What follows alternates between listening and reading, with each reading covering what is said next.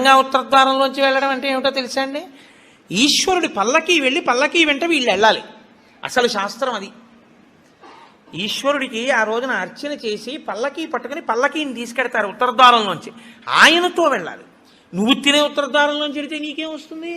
ఆయన వెళ్ళిన ఉత్తర ద్వారంలోంచి వెళ్ళాలనుకోవాలి. అథవా అసలు నిజంగా వెళ్ళవలసింది ఏమిటంటే ఈశ్వరుడితో వెళ్ళాలి.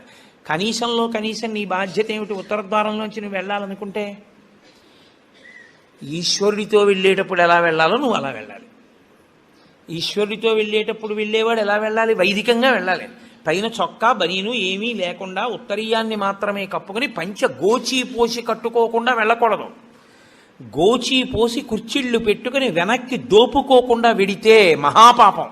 వేదం పటలపన్నం చెప్తోంది. కాబట్టి కుర్చీళ్ళు పెట్టి గోచీ పోసి వెనక దోపి అన్నీ విప్పి ఉత్తరీయం వేసుకుని ఎవరి సంప్రదాయానుసారం వారు తిలకధారణ చెయ్యాలి.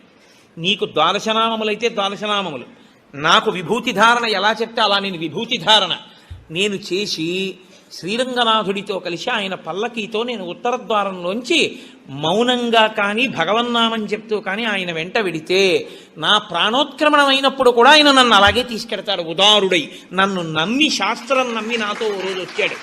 కాబట్టి ఇప్పుడు అలాగే తీసుకెడతానని ఉత్తర ద్వారంలోంచి తీసుకెడతాడు. ఇది ఇక ఏమీ చెయ్యలేను, నాకేమీ చేత కాదన్నవాడైనా కనీసం చెయ్యాలి.